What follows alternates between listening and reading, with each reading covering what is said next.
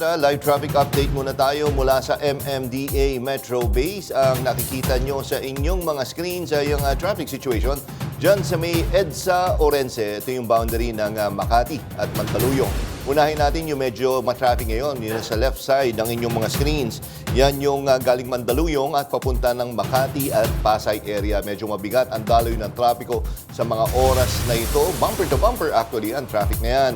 Samantala na sa right side ng inyong mga screens, yan naman yung galing ng Makati at papasok ng Mandaluyong, papunta ng Quezon City. Maluwag ang daloy ng trapiko sa northbound lane ng EDSA Orense. Samantala, ito naman yung traffic situation dyan sa may EDSA Corner, Quezon Avenue.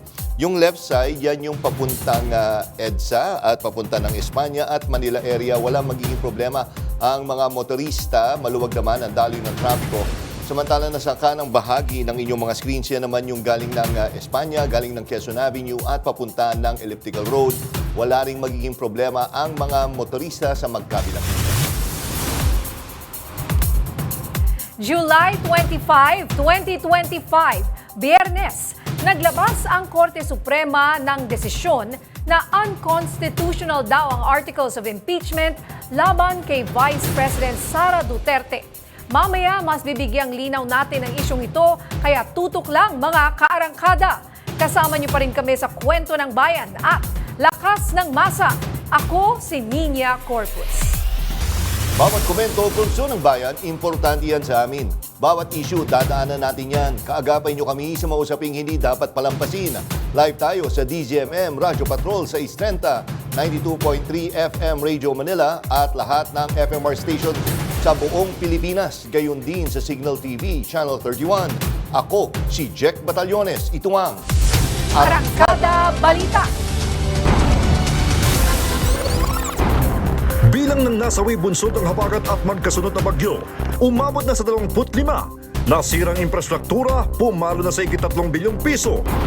Mga maglilibing sa Batangas, itinawid ang kabaong sa baha. Habang sa Albay, ilang nicho sa sementeryo nasira sa pagrakasan ng baha. Ang mga kalansay, inanod. Electronic raffle ng kalumpit mayor sa mga apektado ng baha. Inulan ng batikos. Selfie raw muna bago ayuda. Davao Vice Mayor Baste Duterte lumipad papuntang Singapore 2 araw bago ang boxing match nila ni PNP Chief Nicolas Torre. Korte Suprema idineklarang unconstitutional ang Articles of Impeachment laban kay VP Sara Duterte. Itinawid sa rumaragasang baha ang isang kabaong para mailibing sa kabilang barangay sa Batangas. Sa Oriental Mindoro naman, buwis buhay na sinagip ang 2 bata. May umaarangkadang balita si Ryan Paraboles. Rumaragas ang baha ang kalaban sa Baco, Oriental Mindoro. Habang nakakapit sa lubid ang rescuer, nakaupo sa kanyang balikat ang isang batang babae. Sunod na itinawid sa baha ang isa pang batang tinakluban ng jacket. Maingat at kalkulado ang bawat galaw. 5 ang nasagip kabilang ang 3 menor de edad. Sa barangay Poblasyon sa Laurel, Batangas, isang kabaong ang itinawid sa rumaragasang baha. Sinusungkuli lang ang malaking baha para lang po mailagay sa magandang huntungan. Sa kabilang barangay pa kasi ang sementeryo at no choice kung hindi maglakad dahil hindi makakadaan ng mga sasakyan. Nagbayanihan naman ng mga residente sa Barangay Tuyo sa Balanga City, Bataan. Bumigay ang dike sa lugar kaya rumagasa ang tubig. Inilikas ang 25 residente kabilang ang isang bedridden na pasyente. Gumagawa raw ng sandbagging operation dahil nakitaan ng butas ang dike ng tuluyan itong bumigay. Ryan Paraboles, sumarangkada sa pagbabalita. Naging mabilis ang pagkilos ng mga miyembro ng Sandatahang Lakas ng Bansa para sa relief and rescue efforts sa mga lugar na matinding binaha. Yan ang umarangkadang balita ni PRTV News correspondent Mari Ocampo. Ilang araw na rin ang sunod-sunod na misyon ng Sandatahang Lakas ng Pilipinas sa mga naapektuhan ng pagbaha dahil sa habagat. Ang Philippine Air Force aabot na sa hanggang dibdib na baha ang dinaanan kung saan iniligtas ng Disaster Response Team mula sa Tactical Operations Group 3 ang ilang residenteng natarap sa Kamiling, Tarlac. Gumamit na sila ng specialized rescue equipment at tactical vehicle para madala ang mga residente sa evacuation center. Kasabay nito ang Naval Forces at Naval Installation Facility Southern Luzon na tumulong sa disaster response operations at pagpapalikas sa mga residenteng apektado ng bagyong Dante at Emo. Nakikipag-ugnayan din sila sa mga lokal na pamahalaan para sa mas mabilis na deployment ng mga asset. Ang Philippine Army naman gumamit ng military trucks para mailikas ang mga stranded sa baha at pagpapalikas sa mga binahang lugar. Ang Philippine Coast Guard nagpakalat ng tauhan sa pagtulong sa preemptive evacuation para sa 12 pamilya sa Calapan City, Mindoro. Bukod diyan, naghatid sila ng relief goods sa mga binahang pamilya sa Apalit, Pampanga. Nakipagtulungan rin sila para magbigay ng libreng sakay sa Philippine Ports Authority at Department of Transportation. Aabot naman sa 3,000 pasahero ang nasakay. Samantala, naka-full alert naman ang responders ng Bureau of Fire Protection. Nakadeploy na ang nasa 37,000 na tauhan nila habang nakaumang na ang 5,000 fire trucks, halos 100 rescue trucks at 300 ambulansya. Mari Ocampo, umaarangkada sa pagbabalita. Malapit nang umabot sa 4 na milyon ang apektadong residente dahil sa baha, bunsod ng habagat at mga bagyo. Umakyat naman sa 25 ang bilang ng mga namatay. May umaarangkadang balita si PRTV News correspondent Christian Bascones. Patuloy na tumataas ang bilang ng mga naiulat na namatay. Ayon sa National Disaster Risk Reduction and Management Council, ito ay mula sa pinagsanib na epekto ng habagat, bagyong Dante at bagyong Emong. 25 na ang naiulat na namatay at 9 sa nasabing bilang ay sa Metro Manila. 13 naman sa Calabarzon, Western Visayas, Negros Island Region at Northern Mindanao. 1 naman sa Central Luzon, Mimaropa, Davao Region at Caraga. Ayon sa NDRRMC, 3 ang nakukumpirma nilang patay. Ito ay sa Barangay Bayugo, May Kawayan, Bulacan dahil sa pagkakakuryente. Sa Barangay Poblasyon, Mambahaw, Camiguin na nabagsakan ng puno. At sa Barangay Matinao, Mainit, Surigao del Norte kung saan isang nagmomotor na tinamaan ng bumagsak na puno. Sa kabuuan naman, mahigit 3.8 milyong tao o mahigit 1 milyong pamilya ang apektado ng bagyo.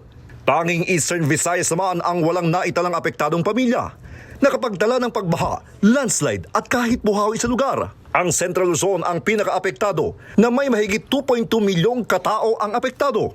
Samantala, pumalo naman ang pinsala ng bagyo sa mahigit 3.9 billion pesos sa infrastruktura, 366 milyon naman sa agrikultura at mahigit 281 million pesos sa irigasyon. Aabot naman sa halos 3,000 ang mga nasirang kabahayan. Christian Bascones, umaarangkada sa pagbabalita. Patuloy ang pagmonitor sa level ng tubig sa mga dam sa bansa habang patuloy na nagdadala ng ulan ng bagyong Emong at pinaigting na habagat. Narito ang report ni Kath Kahugom. Tuloy-tuloy man ang pag-ulan, nananatili pa rin sa normal ang level ng tubig sa mga dam sa bansa. Pero ang ilan sa mga ito, nalalapit na rin sa normal high water level o yung sukat ng tubig bago umabot sa spilling level. Base sa tala ng DOST Pag-asa alas 8 kaninang umaga, kabilang sa mga yan ang Lamesa Dam sa Quezon City. Bumaba man sa 79.52 meters ang level ng tubig dito mula sa 79.65 kahapon, hindi pa rin ito nalalayo sa normal high water level o NHWL nito na 80.15 meters. Naitala naman na 100.55 meters sa Ipo Dam sa Norsagaray, Bulacan na may NHWL na 101.10 meters. 752 meters naman ang NHWL ng Ambuklaw Dam sa Bocod, Benguet at sa ngayon ay nasa 749.91 meters ang water level nito. Nasa Benguet din ang Binga Dam na sa ngayon ay nakapagtala ng 572.99 meters na hindi na rin nalalayo sa 575 meters na NHWL. Malayo-layo pa sa 190 meters na normal high water level ang sitwasyon sa Magat Dam na nasa pagitan ng Alfonso Lista sa Ifugao at Ramon Isabela. Pero ang pinakahuling tala, umabot pa rin ito sa 186.67 meters ang level nito. Kadalasan, nagpapakawala ng tubig ang mga dam kapag umaabot na sa normal high water level para maiwasan ang pag-apaw o ang potensyal na pinsala sa istruktura. Kat Kahukom, umaarangkada sa pagbabalita. Inanod ng rumaragasang baha ang dalawang nicho sa Pio Duran Public Cemetery sa Albay matapos umapaw ang Putot Creek. Ayon kay Pio Duran Municipal Disaster Risk Reduction and Management Office Head Noel Ordoña na ipaabot na sa kaanak ang nangyari sa mga nakalibing doon. Sisikapin umano ng lokal na pamahalaan na ma-recover ang 5 kalansay na kasamang inanod pero magiging mahirap dahil malakas ang agos sa sapa na dumadaloy diretso sa dagat. Samantala, nananatili ang 34 na pasyente ng Pio Duran Memorial District Hospital sa pinaglikasang gusali matapos pasukin ng tubig ang ospital sa Barangay 2. Isinailalim na sa state of imminent danger ang bayan dahil sa magtatatlong linggong epekto ng habagat sa 33 barangay. Nasa higit 5,000 ang apektado sa sektor ng pagsasaka, habang higit 2,000 sa pangingisda mula sa 10 coastal barangay. Umabot na sa 265 na pamilya o 982 individuals ang inilikas sa evacuation centers maliban pa sa mga nakisilong sa matataas na bahay sa mga barangay na nakaranas ng baha. Sa kabila ng walang tigil na pag-ulan, patuloy pa rin ang paghahanda para sa papalapit na State of the Nation address ni Pangulong Ferdinand Bongbong Marcos Jr. sa Lunes, July 28. May umaarangkadang balita si PRTV News correspondent Angela Babad. Pilipinas. Walang road closure at walang magmamarcha na nalilista sa darating na State of the Nation address ng Pangulong Ferdinand Bongbong Marcos Jr. sa Lunes, July 28. Sa punong pangbalitaan kanina sa Quezon City, binanggit ni Captain Feby Madrid na walang magbabago sa security protocol na nakabase na sa mga nakaraang SONA, kahit pa magkaroon ng pag-ulan. Bagamat hindi pa pinangalanan, meron na ring 3 grupong kumbirmadong nakapag-secure ng permit mula sa local government unit para magsagawa ng rally sa White Plains, St. Peter's Church at sa COA. Merong designated area sila kung saan doon lamang sila at ina-avoid, wala pong mangyayaring paglalakad kung saan lang sila doon lang para po maiwasan yung congestion na magkakabuhol-buhol pa yung traffic. 3,585 na pulis ang ipapakalat ng QCPD at sa kabuuan, merong 16,069 PNP personnel na ide-deploy ang buong NCRPO. Ayon naman kay Mr. Alan Cortez ng Traffic and Transport Management Department, 707 traffic enforcers ang kanilang ide-deploy at walang isasarang daanan, bagkus. Magkakaroon naman po ng mga zipper lanes sa from Doña Carmen papuntang IBP Road. Then mayroon din pong zipper lane from Pilcoa up to Meralco po. Samantala, nanawagan naman si late 1st District Representative Ferdinand Martin G. Romualdez noong Huwebes sa Office of the Secretary General na gawing payak ang preparasyon para sa SONA. Anya, hindi ito ang oras para sa glamorosong pananamit at pagrampa sa red carpet. Dapat raw isang alang-alang ng mga opisyal ng pamahalaan ang matinding pinagdadaanan ng mga Pilipino dulot ng tuloy-tuloy na pag-ulan. Angela Babad, umaarangkada sa pagbabalita. Idineklara ng Korte Suprema na unconstitutional ang Articles of Impeachment laban kay Vice President Sara Duterte. Ayon kay court spokesperson Attorney Camille Ting, ito ay dahil sa 1-year ban rule na ipinatutupad na siyang tinatawag na due process o fairness ay agad para sa pagdating lalo na sa impeachment process. May kaugnayan ng desisyon ng Korte sa consolidated petition na inihain ni Duterte, abogadong si Israelito Torion at iba pa. Nais nila na madeklara ang Articles of Impeachment na null and void. Matatandaan na may 3 impeachment complaints na inihain laban kay Duterte noong December 2024. Lahat ay may kaugnayan sa umano'y misuse ng confidential funds. Iyon ang ika-4 na impeachment complaint na inendorso ng mahigit 1/3 ng mga mambabata sa House of Representatives na ipinadala sa Senado na kalaunay ibinalik sa Kamara. Sa puntong ito, makakausap natin ang tagapagsalita ng House of Representatives, si Attorney Princess Abante. Attorney Princess, magandang hapon po. Welcome po ulit sa Arangkada Balita. Magandang hapon po sa inyong lahat. Yes, Attorney Princess, nagago natin pag-usapan yung preparations natin para sa SONA. Sorry, tungkol dito sa natanggap natin na yung decision nga ng Supreme Court, nakakuha na ba ng kopya ang Kamara po? Sa ngayon po, ang pagkakalam ko, wala pa po kami nung full copy, yung full decision, no, yung kopya ng desisyon ng Korte Suprema. Narinig namin yung naging pahayag ng Supreme Court tungkol dito, pero sa ngayon po ay hihintayin pa namin yung kopya ng desisyon para mapag-usapan siguro ng House leadership kung ano ang magiging susunod na mga hakbang nito patungkol dun sa kasong ito. Pero on the outset po, Attorney Princess, ano po ang masasabi nyo sa naging desisyon ito ng Korte Suprema? Siyempre po nakakalungkot na naging ganun ang desisyon ng Korte Suprema, ngunit ginagalang naman po ito ng House of Representatives. Ganun pa man, naniniwala ang Kamara na ginampanan nito ang kanilang tungkulin sa pag-initiate ng impeachment process ayon sa batas, sa ligang batas, ayon sa prevailing jurisprudence nung mga panahon na yon. Naniniwala naman ang Kamara na tama at naaayon lahat ng kanilang mga actions tungkol dito. Sige, Attorney Princess, dahil wala pa nga kayong kopya naman nung to be fair, wala pa kayong kopya nitong resolusyon, no? Sige, tupunta na lang po tayo dun sa original na topic, which is yung sa SONA. Kamusta ho ang ginagawang preparasyon? Dahil sabi gawin nating simple o payak ang State of the Nation address sa Lunes. Opo, handa naman na po ang House of Representatives para sa darating na unang-una inaugural session ng 20th Congress at sa SONA. Bilang pagtugon nga sa panawagan ni Speaker Martin Romualdez na gawin ng tone down ang pagbukas ng SONA, tinanggal na rin po ang red carpet sa House of Representatives. Yun po ang dating pinaglalagyan ng red carpet ay magiging formal na pagpasok na lang din ng mga bisita. Wala na yung mga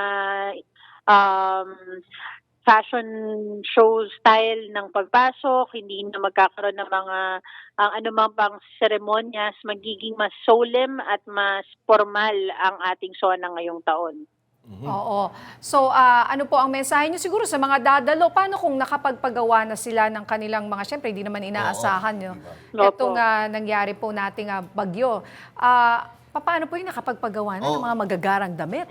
Siguro kumbaga, hindi naman bawal, pero hanggat maaari, iwasan. Tama po, Attorney. Opo, iwasan. At syempre, hindi na siya tungkol ang kasi dati sa mga nakaraang taon. Parang mas nag-equal ang importansya ng mga suot ng mga dadalo doon sa magiging ulat ng ating Pangulo. No? Ngayon po, mas importante po yung ulat ng Pangulo sa taong bayan. More than any other mga kasuotan o anumang mga ibang detalye tungkol sa SONA. Ito po ay para sa ulat ng Pangulo para sa ating mamamayan sa mga nangyari at mga magiging plano pa para sa ating bansa. Bukod sa pananamit, Attorney, ano pa yung mga ginawang pagbabago natin with regards sa preparation po? So far naman po, yun naman lang po yung mga na-inform kami ng mga pagbabago. Sa program naman po ay tuloy-tuloy pa rin naman po yung magiging program ng SONA, which is very direct to the point naman po pagdating sa paghihintay lang po sa pagpadating ng ating Pangulo at ang kanyang ulat. Sa umaga naman po ay inaabangan natin ang pag-organize ng House of Representatives sa 20th Congress. Definitely magkakaroon ng botohan ng speakership. Hindi ko lang po alam kung ano pang mga ibang leadership roles ang mapagbobotohan sa umagang yun. Opo. At sa mga dadalo sa Lunes, ano po ang abiso niyo po sa kanila? Kasi anong oras ba mag-uumpisa? Itong SONA o yung lockdown, what's the best time po na pumunta dyan? Ang pinaka-mainam po yung mga may imbitasyon na makakapunta po ng at least by not later than 2 o'clock dahil alam po parang 3:30 magsisimula na po yung pag-lockdown ng plenary, no? At maaring maging matraffic papunta. Pero inaanyayahan din natin, hindi lang yung may mga imbitasyon para manood ng SONA, kundi lahat po ng mamamayang Pilipino na manood din sa ulat ng ating Pangulo. Ang ating mga media, pati sa kanilang mga social media accounts ay meron pong mga live streaming yan, may mga special coverage para SONA, maganda pong marinig nila diretso sa ating Pangulo ang kanyang ulat. Huwag po tayo umasa sa mga fake news at mga disinformation para po meron din tayong maayos at tamang informed opinion sa mga nangyayari sa ating bansa. Okay, nako. Maraming salamat po, Attorney Princess Abante. Mabuhay po kayo at happy weekend. Thank you po. Hinamon ni Iloilo Representative Janet Garin ang mga nagnanais palitan si House Speaker Martin Romualdez na humarap sa publiko at huwag magtago sa likod na tinatawag niyang proxy war. Ayon kay Garin, dati-rati kapag interesado ka sa isang posisyon, nagpapakita ka. Ngayon, puro bulong, media leaks at social media post, parang laban sa likod ng kamera. Hindi binanggit ng mambabatas kung sino ang tinutukoy niya, bagamat lumabas ang pahayag ni Garin ilang araw matapos isa publiko ni Cebu Representative Duke Frasco ang kanyang pagtutol sa muling pamumuno ni Romualdez sa Kamara. Sinabi ni Garin na ang pamumuno sa higit 300 kongresista ay nangangailangan ng tapang, linaw at pananagutan. Git niya, ang anumang posisyon sa Kamara, Speaker man, Deputy Speaker o Chairmanship ay dapat nakabase sa kakayanan at track record, hindi sa koneksyon o pakikisama.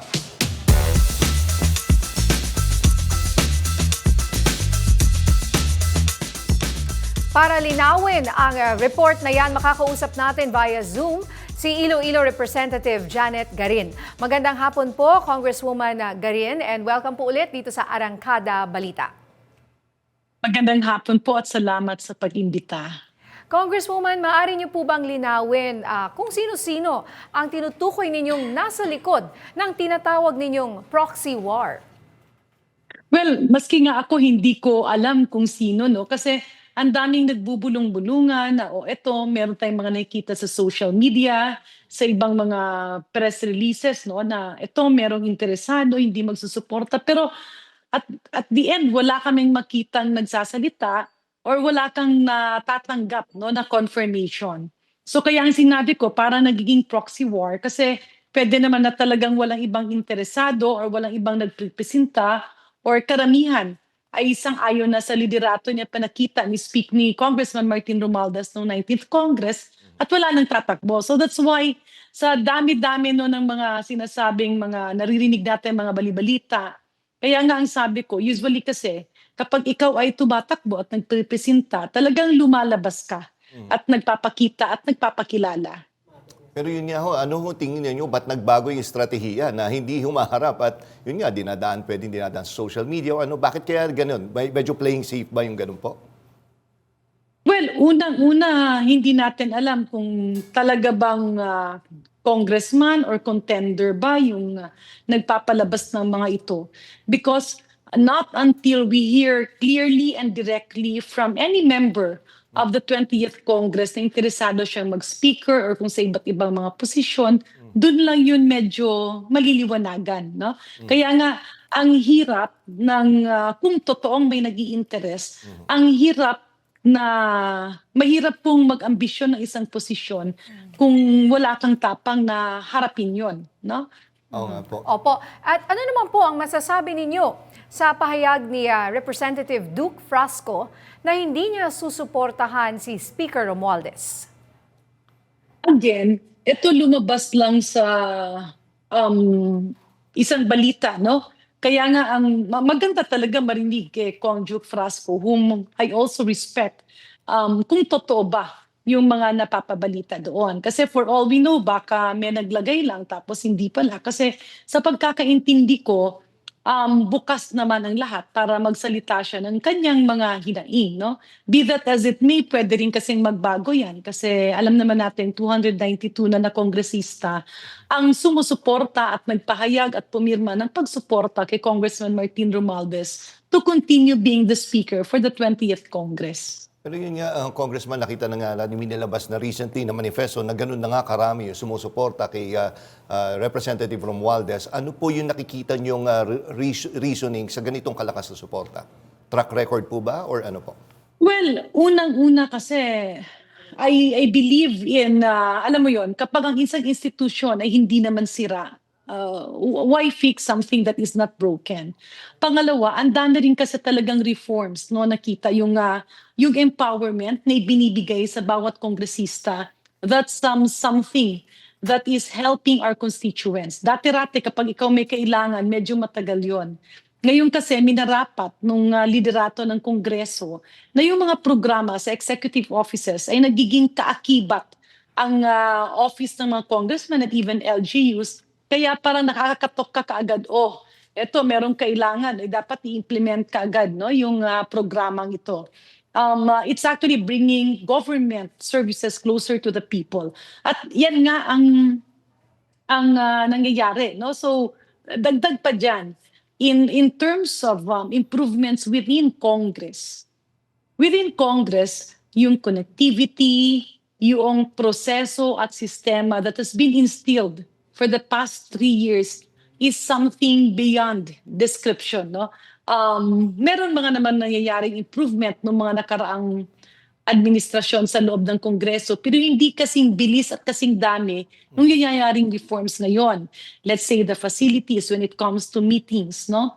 Yung transparency, kasi nga karamihan ng ating mga hearings ay nakikita na rin ng publiko through social media, the connectivity, and then yung performance ng ating mga congressional staff.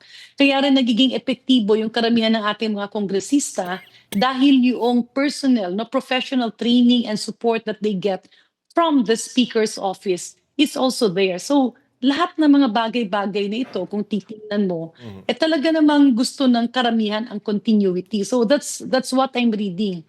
Yung kanyang being a consensus builder, yung kanyang ability to listen, no, and to empathize as the need arises, and to come up with a consensus where everybody is heard of, listened to, and respected. Yun yung mga bagay-bagay na malamang nagtulak sa karamihan ng kongresista na pumirma ng suporta para kay Congressman Martin Romualdez. Opo. Matanong ko lang po kayo, maiba lang po tayo. Ma'am, I'm sure narinig nyo na yung balita na ang Korte Suprema ay sinabing unconstitutional daw yung impeachment case laban kay Vice President Sara Duterte. Ano po ang reaksyon nyo dito?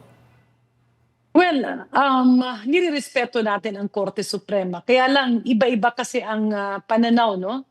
I believe I have to confer with my colleagues and discuss, no, lalo na yung dun sa mga prime movers, kung ano yung kanilang next move. Be that as it may, we await, of course, the response. Kasi karamihan naman kasi ng mga NGOs and legal personalities and legal luminaries who we're all part of filing this complaint. Siyempre, we have to listen by what they say.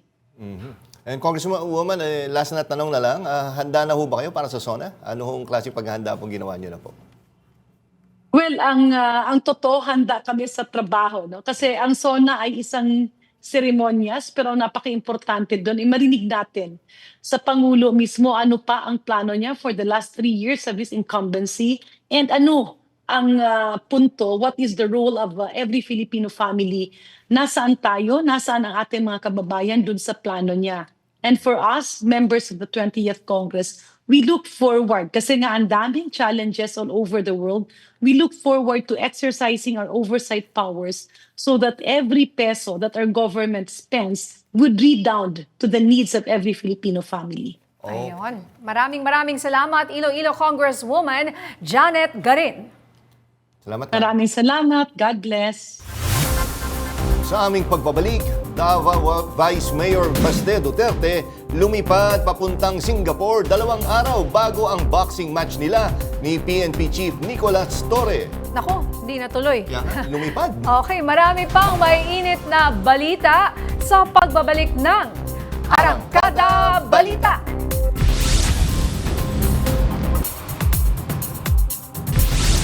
Balikan natin ang issue ng pagdeklara ng Supreme Court na unconstitutional ang impeachment ni Vice President Sara Duterte. At para bigyang linaw ang naging desisyon ng Korte Suprema tungkol sa Articles of Impeachment ni Vice President Sara Duterte, makakausap natin si Attorney Mel Santamaria, Law Professor at the Ateneo, FEU, UST, PLM Law Schools at a former Dean of the FEU Institute of Law. Magandang gabi po, Attorney Santamaria. Magandang gabi sa inyong lahat. Well, Attorney, nakita ko po na paano ko explain yung inyong reaksyon ngayon sa camera. Anong reaksyon nyo sa naging desisyon ng Supreme Court? Nagulat po ba kayo? Ay, nagulat ako. Pero bago, siyempre, bigyan natin ng lubusang opinyon yung mga nangyari ngayon, dapat natin mabasa ang buong desisyon. Okay? Pero dalawa ang sigurado sa ating narinig sa Supreme Court spokesperson. Number one, okay, at yung parati nating sinasabi, delay na naman ito, postponement. Walang maifapile before February 6, 2026. So ibig sabihin, after that, pwede na mag-file ulit. Pangalawa, hindi ibig sabihin ito inaabsuelto si VP Sara. Pinapagpaliban lang. Ayon sa Korte Suprema, nilabag daw kasi yung tinatawag na one initiation per year rule. Kasi madami daw nag-file ng complaint. So yung huling complaint, nung na-file yung pang-apat na daw yun. At sabi, dapat daw nagkaroon ng due process. Ngayon, ang gusto kong makita dito sa Korte Suprema, kung paano nilang in-explain o ni-navigate yung tinatawag nating one-year initiation rule. Kasi ang malinaw naman sa ating mga jurisprudence na kahit na ilang complaint ang final mo, basta hindi na-refer sa House Committee on Justice, walang initiation na tinatawag. So gusto ko makita kung paano nilang ni-navigate iyon. At isa pa, yung tinatawag na due process. Kasi basta't ang nag-file, yung plenary, 1/3 ng lahat ng mga congressman, dali-dalian yon. Pipirma lang sila, itatransmit nila. So gusto ko rin makita kung paano ni-navigate ng Korte Suprema yung tinatawag na due process. Kasi malinaw yung prosesong pangalawa which naganap naman, no? Kasi doon sa pangalawa, wala na masyadong hearing doon. Basta't napapirma mo lang ang 1/3 ng Articles of Incorporation, bigay na kagad sa Senado. So, iyon ang mga dapat tignan natin. So, politically, ano epekto nito? Ang epekto nito, tuloy ang usapan. Tuloy ang usapan sapagkat itong desisyon na to talaga nakakabigla. Hindi mo maaasahan na humupa ang mga bangayan sa dalawang kampo. At palagay ko, ito rin ay isang pamamaraan rin, looking at the positive side, na mapalakas ng prosecution ang kanilang mga ebidensya, maglakap pa ng ilang mga katibayan, at saka mag-analyze pa kung ano talagang ihahain nila sa Articles of Impeachment. Sa kabilang dako naman, ang defense, ganun rin. Makakapag-defend sila ng mas maigi. Pero para ang nangyari lang, isang momentary pag-aantala ang nangyari. Sapagkat malino naman ang Korte Suprema, walang pag-absuelto, inaantala lang, mag-file kayo kung gusto nyo after February 6, at walang matutuloy sa Senado. So yun nga, no? Medyo mahaba-haba ng pagkakantala, 6 months, no? Pero okay, ganito lang, Attorney Mel, no? Sabi nyo nga, lahat naman nagulat Pero mas nagulat ba kayo doon sa numbers na nakuha nila? Unanimous. At yung names, Unanimous. nakita nyo na ho ba yung mga names? Meron ba kayong mga names doon na nagulat kayo sa naging desisyon? Iyan, no? Maganda yung tanong mo, Jack, no? Maganda yung tanong mong yan. Kasi ngayon, pag lumabas ang desisyon na yan, tandaan naman natin sa isyung ganito, impeachment, polarize ang ating publiko, di ba? May papanig kay VP Sara at may papanig doon sa mga prosecutor na gustong mag-usig. Kaya, hindi natin maiiwasan na tatanungin nila, ilan bang in-appoint dito ni Presidente Duterte? Sino ba ang Chief Justice na appoint ba yan ni President Duterte? Ano ba yon? Naka-influence ba iyon? Sino mga hindi bumoto, nag-abstain? Yung in-appoint ni Presidente Marcos, nag-abstain ata. Ito yung pina-appoint ni President Aquino noon, no? Nag-abstain ata. So ito yung mga magiging legitimate questions. Sasabihin ko legitimate kasi hindi mo maiiwasan ngayon ang usaping politika na basta't nag-usap ka ng politika, merong sasabing, kasi ganito yan, kasi ganito to, baka may alyansa dyan. Magpapasensya ang Korte Suprema basta umapaw rin yung mga ganong perception. Oo nga po. Well, ang nag-inhibit po ay si Associate Justices Benjamin Cagioa and Maria Filomena Singh. Sila po ang nag-inhibit. Pero lahat po ay unanimous po sa desisyong ito. So ang tanong po ng lahat, paano po ito makakaapekto sa Senate trial? So ibig sabihin, nakalagay doon, bars the impeachment trial. So ibig sabihin, you cannot start the impeachment trial. Tama po ba?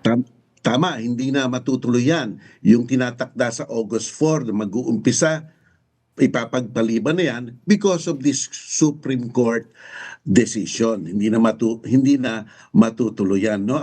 Kung titingnan natin, tatlong sangay ng gobyerno, executive, Congress, at saka judiciary, gumagalaw ngayon, parang in a way, superficially at the very least, nagbabanggaan sila, no? Nagbabanggaan sila.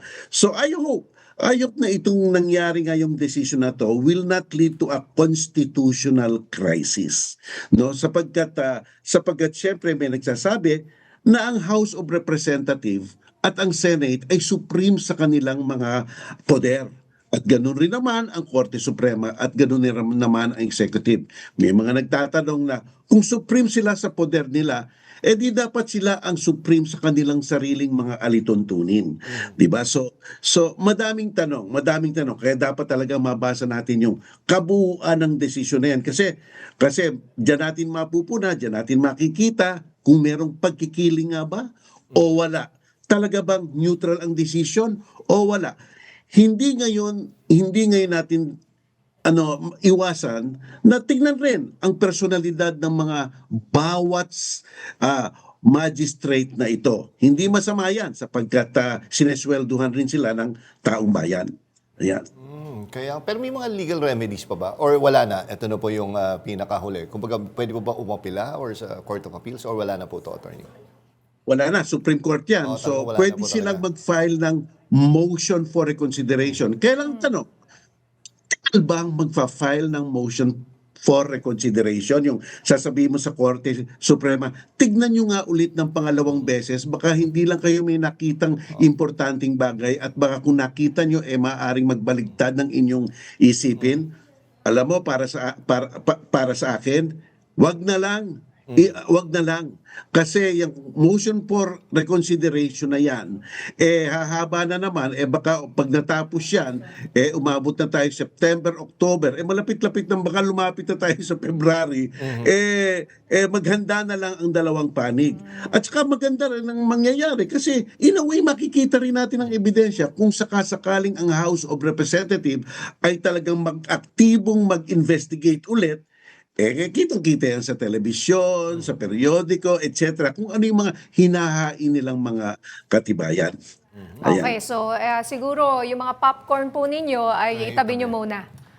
Dahil postponed ang impeachment trial. Sabi ko sa tagal natin dinidiscuss, may another 6 months na naman tayo para ito kasi talaga, inaantay nga natin to, pero yun nga marami po nga nagulat na unconstitutional at unanimous pa. Ito yung sinasabi natin, na isa lang ang sigurado nating nakakasigurado tayo, delay. Di Oo ba? nga po. Yun lang nakakasigurado sa sitwasyon na ito. Ayan nga po. Ito, gusto nyo i-mention ko lang po, kasama dito sa mga bumoto po ay syempre si Chief Justice Alexander Gesmundo, si Associate Justice Marvic Leonen, di ba? At saka iba pa. So, ayan po, I'm sure Dami. kaibigan nyo po yung mga iba dito. O yung iba, oo.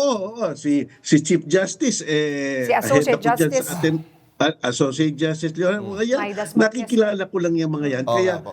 I'm really giving them the benefit of the doubt. Pero hindi masamang mag-criticize even sa mga kaibigan mo kung kinakailangan, di ba? Tsaka siguro at least yung attention natin ay hindi na mahati. Kumbaga ngayon, ICC na lang muna ang attention natin hanggang sa February. Wala tayong choice. Oo, Supreme wala tayong, Court na yan. wala munang iba. Diyan na lang po muna tayo. Again, maraming salamat po, Attorney pero Mel ito- Santa Maria.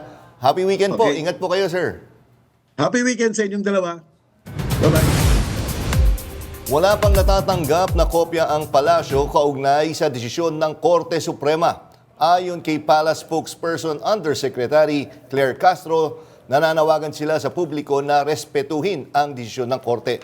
Ang naturang mga desisyon ay dumaan sa mga masusing deliberasyon mula sa Supreme Court. Pag-aaralan naman ng House of Representatives ang mga susunod nitong hakbang kasunod sa pagbasura ng Korte Suprema sa Articles of Impeachment laban kay Vice President Sara Duterte. Samantala, sinabi ni Senate spokesperson Attorney Reggie Tongol na igagalang nila ang desisyon ng Korte Suprema. Aantayin na rin na lang nila ang kopya ng desisyon.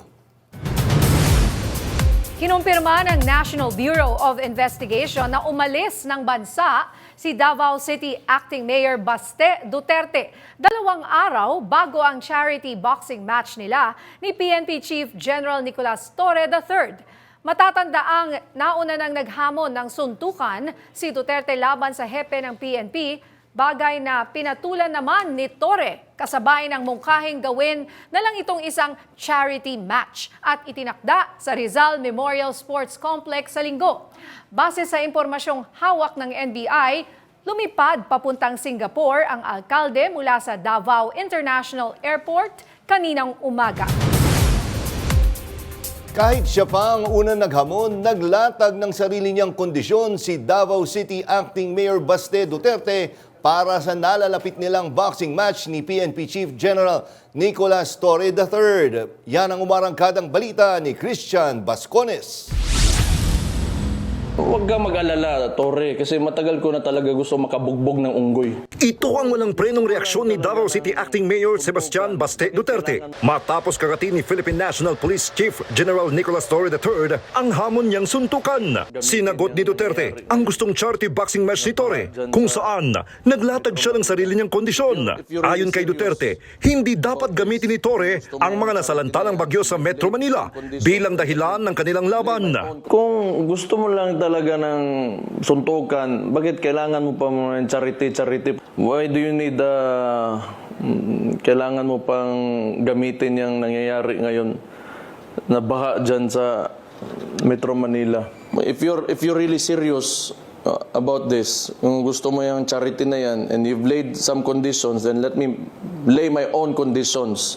Si Baste ang unang naghamon, pero papayag lamang siya sa gustong charity boxing event ni Torre kapag nagawa nitong pakiusapan si Pangulong Ferdinand Marcos Jr. na magpa-hair follicle drug test ang lahat ng mga nahalal na opisyal ng gobyerno. These are my conditions. Pakiusapan mo yung amo mo na presidente and let it come out of his mouth that all elected officials should undergo a hair follicle drug test. Papalagan ko yung charity mo na yan. Walang magiging problema at kakasa siya sa labang ito kung ang mga kondisyon ay siyang magbibigay solusyon sa lahat ng mga isyu sa bansa. Walang problema. If it will answer the issues nitong bansa natin, I can do that. Samantala, buwelta naman ang kapatid ni Baste na si Davao City 1st District Representative Paulo Duterte. Kailangan daw munang pumirma ng waiver si Torre kung saan nakasulat na dapat absuelto ang kanyang kapatid sa anumang pwedeng masamang mangyari sa PNP Chief. Christian Bascones, umaarangkada sa pagbabalita. Sa aming pagbabalik, cashless payment sa MRT umarangkada na. Marami pang mainit na balita sa pagbabalik ng Arangkada Balita.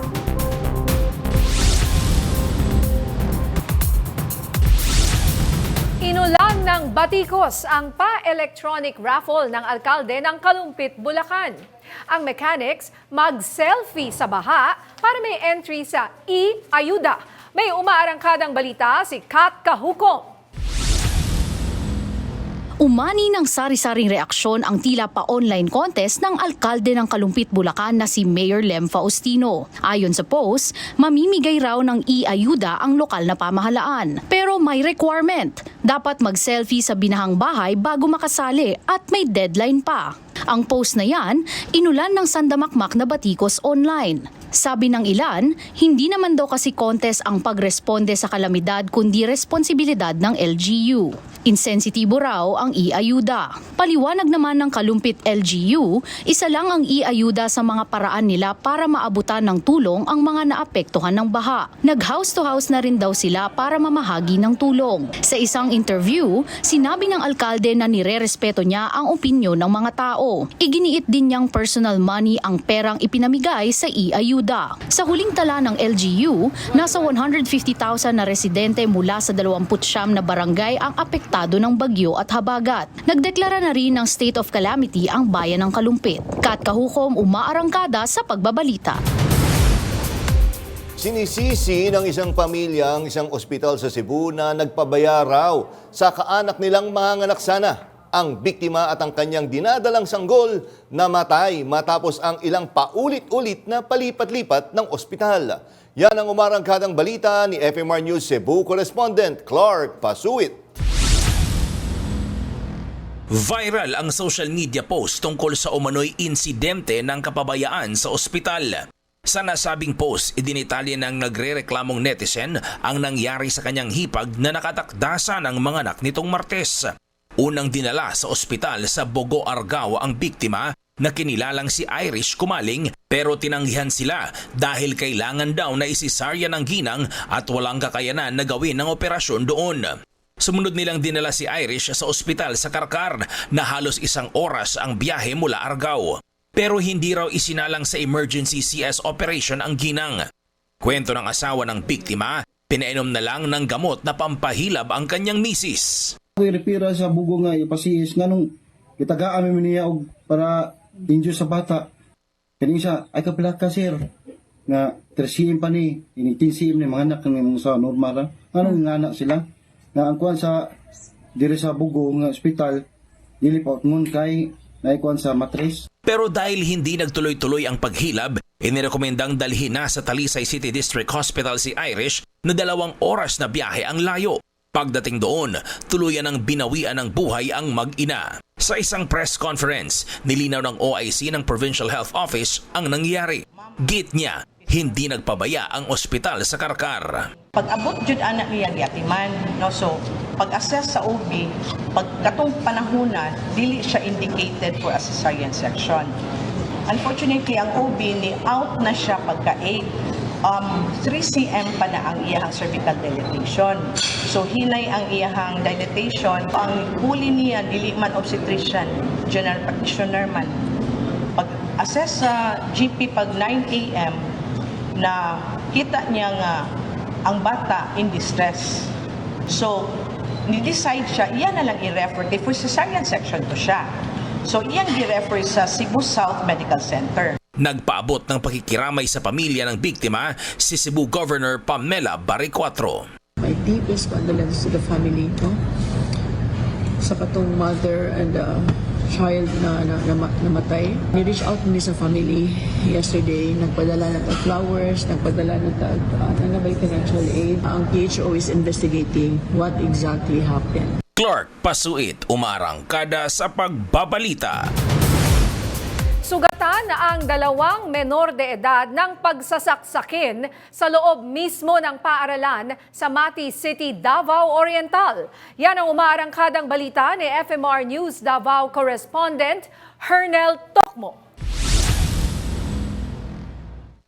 Sugatan ang dalawang menor de edad na lalaki matapos saksakin ng isang 20 anyos na grade 11 student sa loob ng Mati National Comprehensive High School sa Davao Oriental nitong nakarang Huwebes. Base sa investigasyon, bumisita si alias John, 16 anyos, na out-of-school youth sa Foundation Day ng eskwelahan noong araw na yun.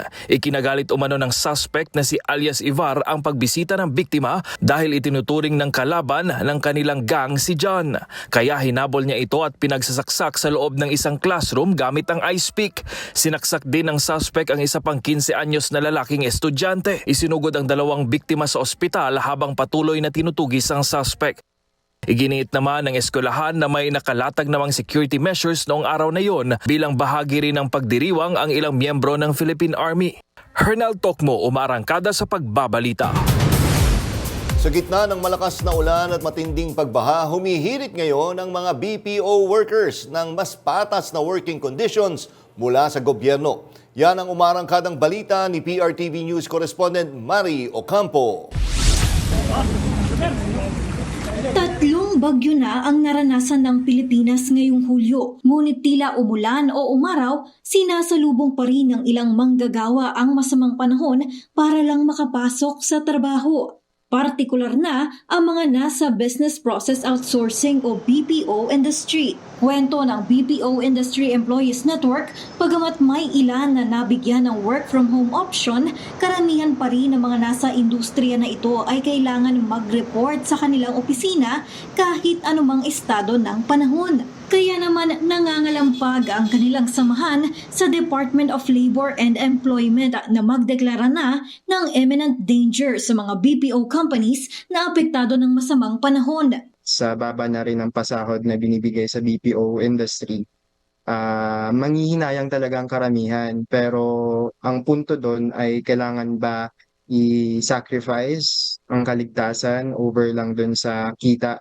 This time, walang ganong effort ang mga BPO companies on that. So I suggest DOLE should take the effort para magkaroon ng karapatan ng manggagawa na hindi pumasok sa trabaho. Ayon sa IT and Business Process Association of the Philippines, halos $30 billion in revenue ang nagiging kontribusyon ng BPO sector sa lokal na ekonomiya ng Pilipinas at nasa higit 7% ng gross domestic product ng bansa.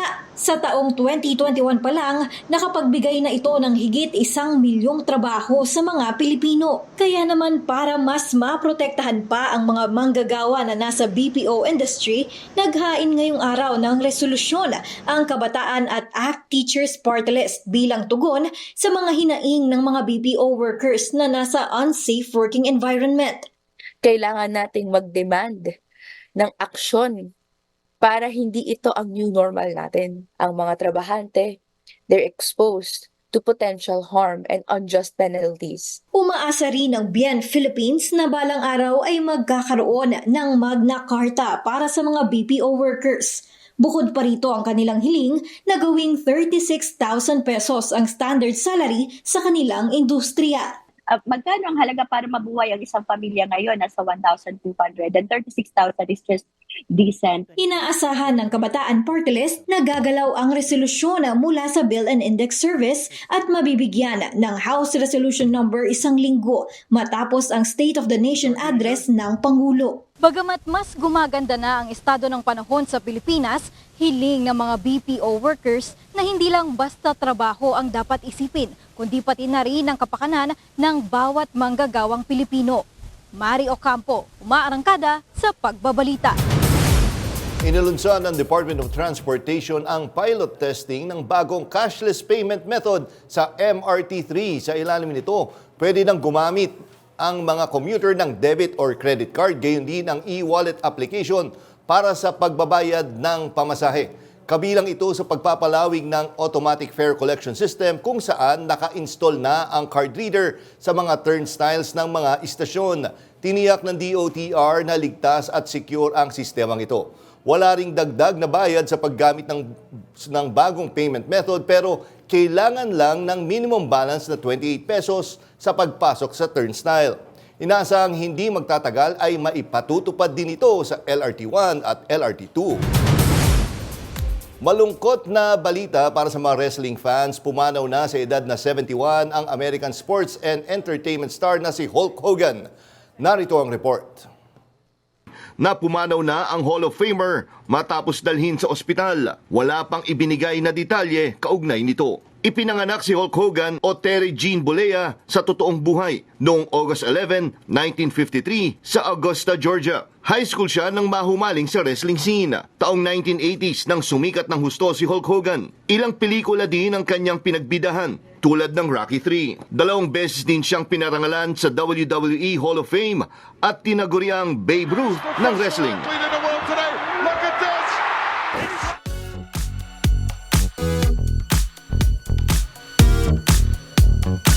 May pasilip ng kanilang pangmalakasang collab ang SB19 at si popstar royalty Sarah Geronimo. May showbiz balita si DJ Mama Mia. Laban na laban ng pangmalakasang face card ng SB19 sa pasilip sa collab music nila with popstar royalty Sarah Geronimo na umaaligid. May kanya-kanyang description yan, starting with Justin na the fragile. The ride or die naman ang peg ni Josh with matching killer smile pa. Worried naman ang atake ni Stel bilang the anxious host. Si Ken, pa-mysterious gayang atake bilang the master of the game. Si Pinunong Pablo, bakit parang looking hurt bilang the loyal ex. O ayan, si popstar royalty Sarah G na lang ang kulang. Save the date Popstars and 18 dahil sa July 30 ang release ng Umaaligid. Ako po si DJ Mama Mia ng FM Radio Manila. Umaarangkada sa Showbiz Balita. At yan ang mga balitang umarangkada ngayong araw.